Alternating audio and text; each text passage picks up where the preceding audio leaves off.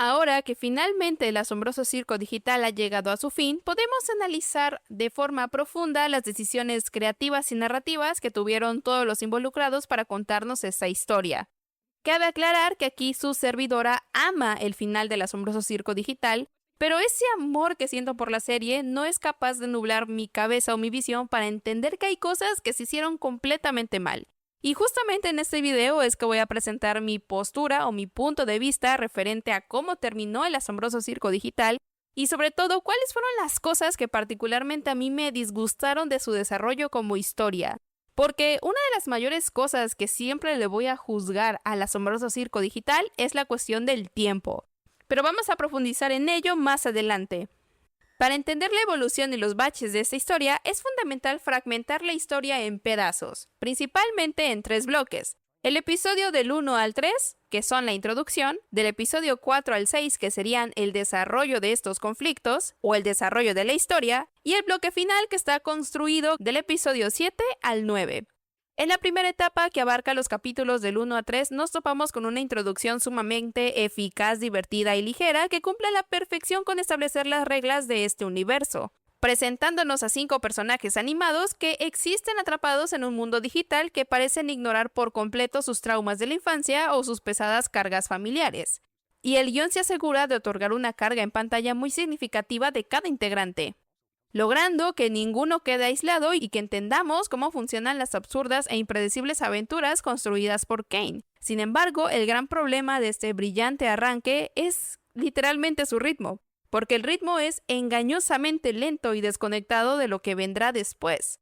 Pues originalmente se nos había mencionado que la serie iba a explorar por completo los conflictos de cada personaje, dedicándole exclusivamente un episodio a cada uno de ellos, para que el trasfondo y el mensaje de esta serie se sienta equitativo en su desarrollo. Ya hemos hablado de que los primeros episodios pues nos meten en contexto sobre estos personajes. Sin embargo, el verdadero cortocircuito narrativo ocurre al entrar en el bloque del desarrollo, que es del episodio 4 al 6, donde la serie decide dar un vuelco drástico y decide entrar de una vez en la densidad emocional de esta serie, la reflexión individual y la cruda decadencia mental de cada protagonista. Si bien estos capítulos son fascinantes por el cambio de panorama, aquí es donde la narrativa empieza a sufrir una alarmante cuestión. Porque en este preciso momento, a partir de estos episodios, se siente que ya todo está como carrera contra el tiempo. Es inevitable sentir que a mitad del camino de esta producción se convirtió como el vivo reflejo de un estudiante estresado un viernes por la noche y que solamente cuenta con 1 hora para entregar el proyecto. Esa falta de orden o la prisa por avanzar provocaron que la historia se volviera un tanto hueca. No porque el drama literalmente estuviera mal ejecutado, sino porque al final muchas incógnitas que quedaron como grandes preguntas sin resolver dentro del circo, pues realmente no tienen un final igual de grandioso. Además que durante estos episodios podemos darnos cuenta hacia dónde va la historia y cuál es la preferencia de los personajes que existen dentro del circo digital, a la cual se le quiere dar mayor peso narrativo en esta historia. Este fenómeno de dar exclusividad o preferencia al contar los traumas de un personaje sobre otros coincide directamente con un paralelismo que aterriza en uno de mis animes favoritos, que es My Hero Academia. My Hero Academia es un anime de superhéroes que tiene como un montón de protagonistas y que cada protagonista cuenta un problema emocional completamente distinto. Pero que al final la historia de Horikoshi, al ser tan amplia en personajes, pues no termina ni siquiera en profundizar en alguno de ellos, porque no les toma la importancia necesaria para que sus conflictos traspasen más allá de un simple personaje secundario. Y ojo, no estoy diciendo que el tener múltiples personajes sea negativo para contar una historia, pero una realidad es que cuando tú tienes una gama amplia de personajes y no te das el tiempo de desarrollar sus conflictos que presentaste en la serie, pues se siente que tu serie es un poco hueca y sin sentido porque al final los problemas que presentaste en un principio debieron resolverse con toda naturalidad en el cierre de esta historia. Cuando hablamos de los episodios finales, especialmente del 7 y el 9, pasa algo bastante interesante que conecta directamente con lo que hemos mencionado sobre el desgaste emocional de la creadora ante el acoso cibernético que sufría. Un factor extremo que de una forma u otra perjudicó el desarrollo de esta serie porque al final de cuentas la historia se siente muy apresurada. Hay que tomar en cuenta que el tiempo es un arma de doble filo porque en el contenido audiovisual el tiempo tiene que ser ni tan largo pero ni tan corto. Porque tampoco puedes contar una historia como si se contara en la vida real, que toma miles de días o toma muchos meses para desarrollar un factor en tu vida, pero tampoco en la ficción te puedes dar a la tarea de saltar en el tiempo para saltar a ciertos eventos que lo hace sentir medio innatural ante la vista del espectador. Como hemos venido repitiendo a lo largo de este video, el tiempo para mí es uno de los primeros problemas que tiene el asombroso circo digital, porque pasa de ser extremadamente lenta a extremadamente rápida. Y justamente eso es lo que demuestra su proyección en cines. Las personas que disfrutamos del episodio 8 y 9 en el cine, podemos decir que la experiencia es única y que realmente el episodio 8 vale por completo la pena, porque la pantalla es más grande y el sonido está adecuado a todos estos gritos y el drama que vemos en este episodio. Sin embargo, saltar de esa emoción dramática, emocional, que es igual de importante pero más sutil, hace que se sienta una decadencia emocional muy fuerte. Y sobre todo, que el desarrollo de la historia recaiga solamente en un personaje. Y es que la verdad, en mi caso, yo puedo sentir que el episodio 8 y el 9 conectan de una manera muy extraña, porque siento yo que hicieron falta episodios, en el sentido de desarrollar otros tipos de conflictos, como relaciones entre Jax y Ragata o cualquier otro tipo de relación dentro del circo. El episodio 9 particularmente tiene algo muy interesante y es que recae en la carga emocional que nos muestran en el personaje de Jax. Literalmente te das cuenta que la historia del circo digital, no importa desde qué punto de vista lo veas, siempre va a terminar recayendo en este personaje.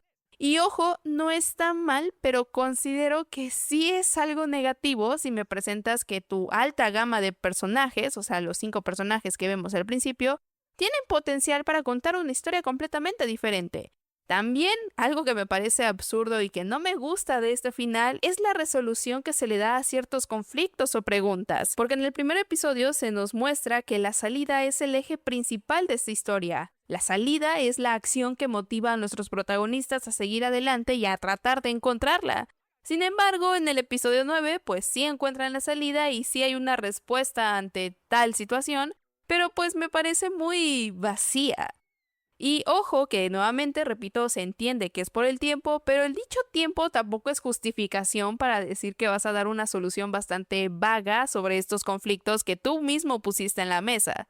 Por ejemplo, hubiera sido más interesante que las copias digitales, al darse cuenta que no son seres vivos, sino que simplemente copias digitales, hubiera existido un pequeño dilema existencial sobre lo que los convertiría a ellos a ser humano, o quizás el proceso de aceptación de decir, oye, es que soy una copia digital, hubiera sido pues diferente. La forma en la que estos chicos se enteran que son copias digitales es literalmente narrado por Kane. Y tomen en cuenta que este tipo de recursos no están mal, pero sí están mal empleados en el asombroso circo digital. Porque la historia nunca es contada con un narrador o con una persona solamente, sino que tenemos la visión de 5 personajes. Una visión que cambia drásticamente desde la perspectiva de cada uno de estos personajes. Entonces, cuando reduces la perspectiva y la salida a uno solo, donde te da la solución literalmente porque te lo está diciendo en la cara, pues hace que tu final se sienta un poco meh y se sienta no tan grato después de todo lo que construiste.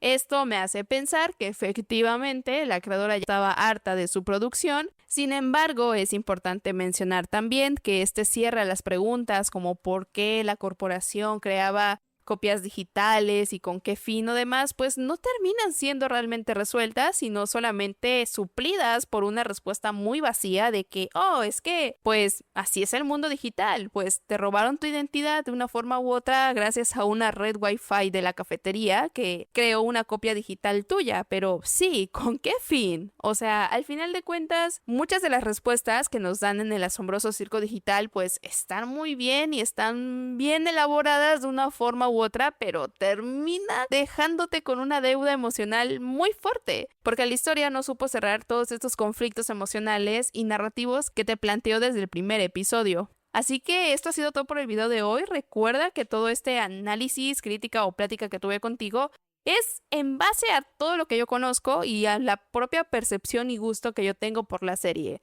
También compartiéndote un poco de mi opinión de lo que sentí al ver el episodio 8 y 9 en cines, que de una u otra manera cierran este criterio o esta puntuación que yo tengo de la serie. No digo que El Asombroso Circo Digital sea una mala serie, porque jamás diré que es una mala serie, pero pues es obvio que las decisiones creativas y narrativas algunas veces se fueron por el caño. Pero sin embargo, pues yo he sido Kyoko, este ha sido el final del análisis y sigue sintonizando en un próximo episodio. Nos vemos muy pronto.